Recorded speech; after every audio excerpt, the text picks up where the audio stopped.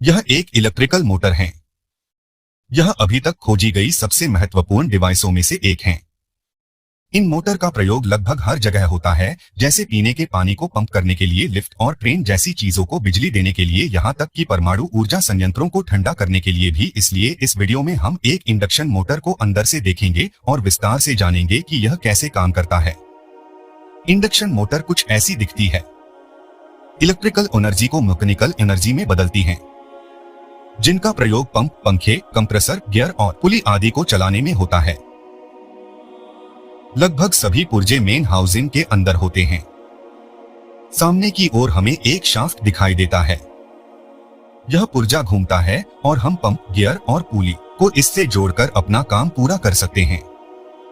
पीछे की ओर हम एक पंख और एक प्रोटेक्टिव कवर देख सकते हैं। पंखा शाफ्ट से जुड़ा है और जब भी मोटर चलती है तो यह घूमने लगता है। इंडक्शन मोटर जब चलती है तो बहुत गर्मी पैदा हो सकती है, इसलिए पंखा केशिंग पर ताजी हवा फेंकता है और उसे ठंडा करता है। अगर इंडक्शन मोटर बहुत ज्यादा गर्म हो जाए तो अंदरूनी इलेक्ट्रिकल कॉल की इंसुलेशन पिघल जाएगी, जिससे शॉर्ट सर्किट हो जाएगा और मोटर खुद ही जल जाएगी। बाहरी घेरे पर बने खांचे एक सतह के क्षेत्र को बढ़ा देते हैं और इसके कारण वहां से अतिरिक्त गर्मी बाहर निकलने में मदद मिलती है।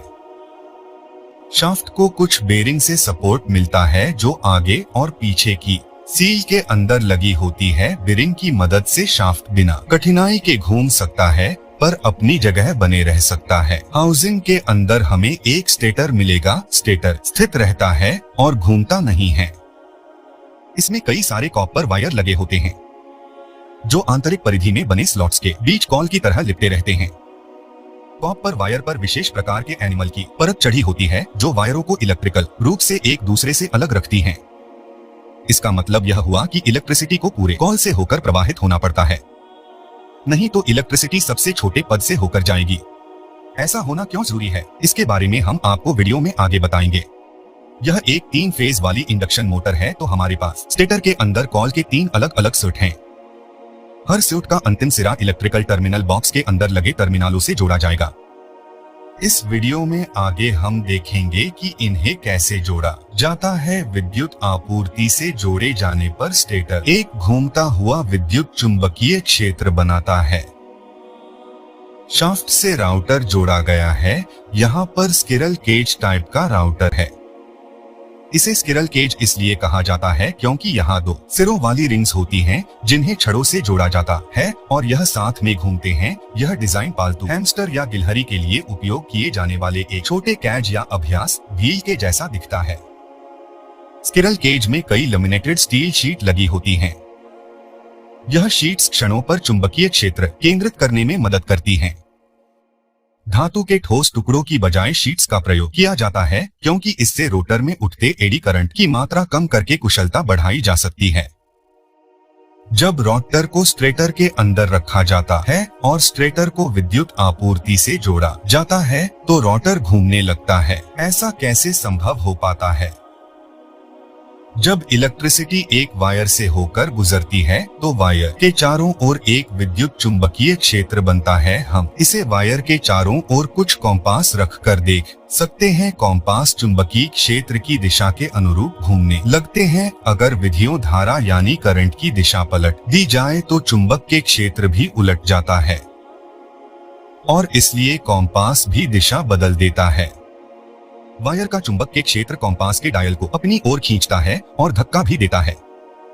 बिल्कुल उसी तरह जैसे कि अगर हम चुंबक की 2 क्षणों को आसपास रख दे तो होगा या तो वो एक दूसरे की ओर आकर्षित होंगे या दूर चले जाएंगे। हम एक चुंबक को दूसरे चुंबक को घुमाने के लिए भी इस्तेमाल कर सकते हैं या फिर हम चुंबक के चारों तरफ के चुंबकीय क्षेत्र की तीव्रता को बदलकर चुंबक को घुमा सकते हैं। यदि हम चुंबकीय क्षेत्र में एक वायर लगा दें और उसमें से करंट प्रवाहित करें तो वायर का चुंबकीय क्षेत्र स्थायी चुंबकीय के साथ प्रतिक्रिया करेगा या चुंबकीय क्षेत्र और वायर में बल महसूस होगा या बल वायर को या तो ऊपर या फिर नीचे की ओर ले जाएगा, जो कि करंट की दिशा और चुंबकीय क्षेत्र की ध्रुवीयता पर निर्भर करता है। अगर हम वायर को कॉल पे लपेट दे तो विद्युत चुंबक क्षेत्र अधिक मजबूत होता है और कॉल स्थायी ही एक चुंबक की तरह ही एक उत्तर एक दक्षिणी ध्रुव बनाती है। हम वायर के इस कॉल को इंडक्टर कहते हैं। जब हम वायर से ऑल्टरनेटिंग करंट प्रवाहित करेंगे तो इलेक्ट्रॉन लगातार आगे और पीछे की ओर अपनी दिशा बदलने लगेंगे। इस प्रकार चुंबकीय क्षेत्र हर बार फैलेगा और संकुचित होगा तथा हर बार चुंबक के ध्रुव बदल जाएंगे। जब हम पास ही में एक और परथिक की कॉल लगा देते हैं और सर्किट पूरा करते हैं, विद्युत चुंबकीय क्षेत्र दूसरी कोयल में भी करंट भेजता है। हम दो कॉलों को साथ जोड़ सकते हैं और अधिक बड़ा चुंबकीय क्षेत्र बनाने के लिए एक दूसरे के सामने रख सकते हैं। अगर हम इस बड़े चुंबकीय क्षेत्र के अंदर वायर का बंद छल्ला लगा दे तो इस छल्ले में करंट प्रवाहित कर देंगे। जैसा कि हम जानते हैं, जब हम किसी वायर करंट प्रवाहित करते हैं तो वह चुंबकीय क्षेत्र बनाता है और हम यह भी जानते हैं कि चुंबकीय क्षेत्र एक दूसरे को खींचते हैं और दूर भी ढकेलते हैं। वायर का छल्ला भी चुंबकीय क्षेत्र बनाएगा और यह बड़े चुंबकीय क्षेत्र पर प्रतिक्रिया भी करेगा। कॉल के हर तरफ विपरीत बल का अनुभव होगा जिसके कारण यह घूमने लगेगा। इस तरह समझें तो छल्ला हमारा राउटर है और कॉल स्टेट है।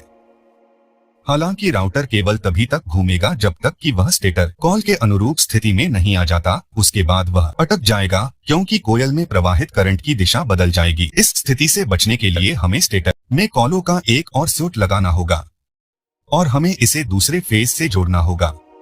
इस फेज में इलेक्ट्रॉन का प्रवाह थोड़े अलग समय पर होता है ताकि विद्युत चुंबकीय क्षेत्र की तीव्रता और ध्रुव अलग समय पर बदले। यहाँ राउटर को घूमने के लिए मजबूर कर देगा। इंडक्शन मोटर के अंदर हमारे पास 3 पृथक कॉल होते हैं जिनका प्रयोग घूमने वाले चुंबकीय क्षेत्र को बनाने में किया जाता है। जब हम हर कॉल में ऑल्टरनेटिंग करंट प्रवाहित करेंगे तो कॉल विद्युत चुंबक के क्षेत्र बनाएगा। इलेक्ट्रॉन्स की दिशा बदलने से तीव्रता और ध्रुव दोनों बदल जाएंगे। लेकिन अगर हम हर कॉल को अलग अलग फेज से जोड़ें, फिर इलेक्ट्रॉन हर कॉल में अलग समय में दिशा बदलेंगी। इसका मतलब है कि चुंबकीय क्षेत्र के धर्मों और तीव्रता में बदलाव भी अलग समय पर होगा। इस चुंबक के क्षेत्र के प्रसार के लिए हमें कॉल के हर सेट को पिछले फेज से 120 डिग्री पर घुमाना होगा और फिर इन्हें स्टेटर से जोड़ना होगा। कॉइलों के बीच चुंबकीय क्षेत्र की तीव्रता और ध्रुव भिन्न होते हैं जिनके संयोजन से घूमते हुए चुंबकीय क्षेत्र का प्रभाव उत्पन्न किया जा सकता है। हमने इस वीडियो में पहले देखा कि पास ही लगे दूसरे कॉल में करंट भेजा जा सकता है। सरल केज में छड़े के हर सिरे शॉर्टेड हैं। इस तरह ये कई छले या कॉल बनाती हैं।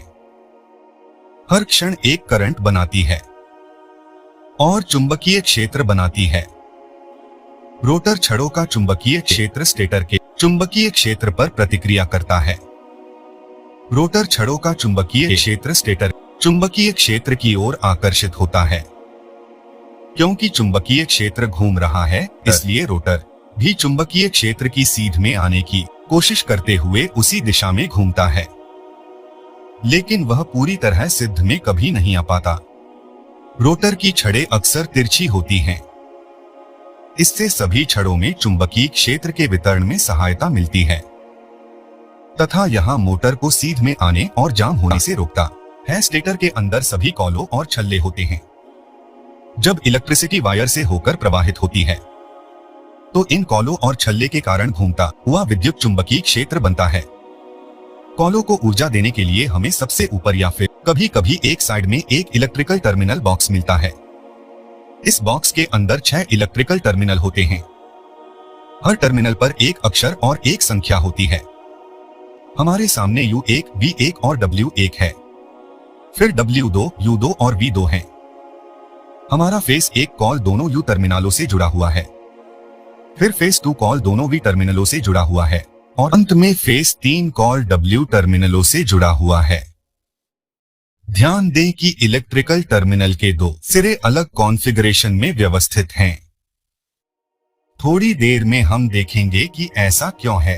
अब हम हमारी 3 फेज वाली विद्युत आपूर्ति को उनके संबंधित टर्मिनलों से जोड़ देंगे। मोटर चलाने के लिए हमें सर्किट पूरा करना होगा और ऐसा करने के 2 तरीके हैं। पहला तरीका है डेल्टा कॉन्फ़िगरेशन। अब हम इन फेजों में एसी करंट प्रवाहित करेंगे। हम देखते हैं कि जब हर फेज में अलग समय पर एसी पावर की दिशा बदलती है, तब इलेक्ट्रिसिटी एक फेज से दूसरी फेज में बहती है। इसलिए हम टर्मिनल बॉक्स में टर्मिनलों को अलग अलग व्यवस्था में लगाते हैं, ताकि हम इलेक्ट्रॉन्स के हर बार दिशा बदलने पर आसानी से फेजों के बीच से आसानी से इलेक्ट्रिसिटी के प्रवाह को बनाए रख सके। टर्मिनल को जोड़ने का दूसरा तरीका स्टार या बाई कॉन्फ़िगरेशन का प्रयोग करना है। इस तरीके में हम W2, U2 और V2 को केवल एक तरफ जोड़ते हैं। यह हमें स्टार या वाई के संतुलित कनेक्शन देता है।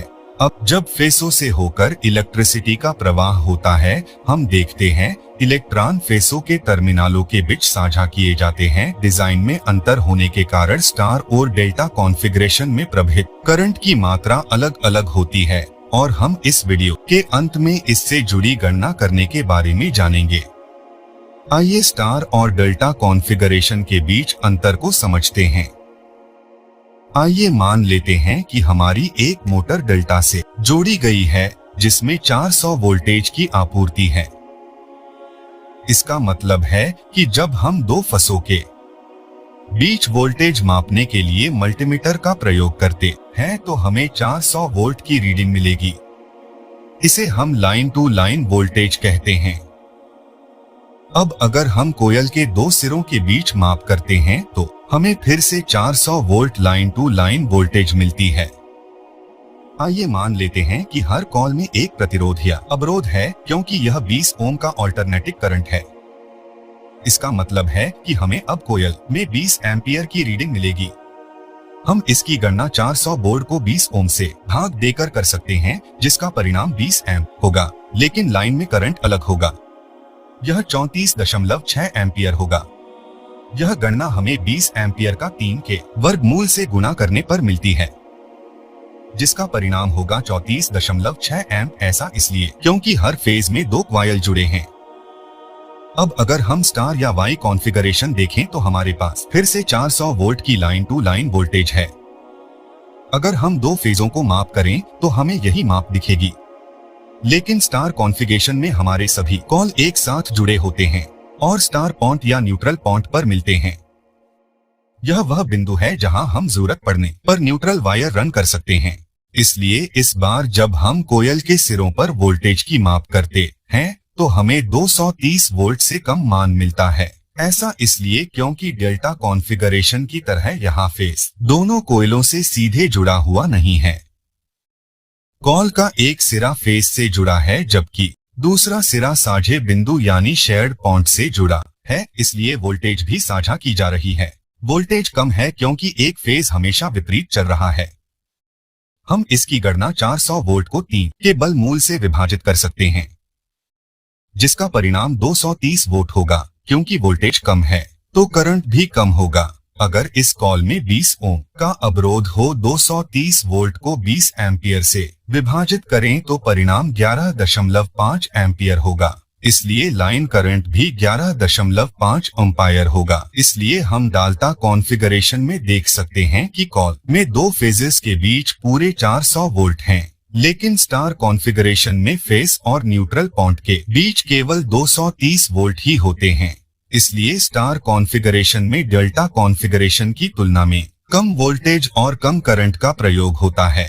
ठीक है, तो इस वीडियो के लिए इतना ही, लेकिन ये वीडियो अगर पसंद आया हो तो एक लाइक और भी पॉप बुक्स प्रो चैनल से वीडियो देखना चाहते हैं और सीखना चाहते हैं तो सब्सक्राइब और बेल आइकॉन जरूर दबा ले। मिलते हैं नेक्स्ट वीडियो में, तब तक आप अपनों का ख्याल रखिएगा।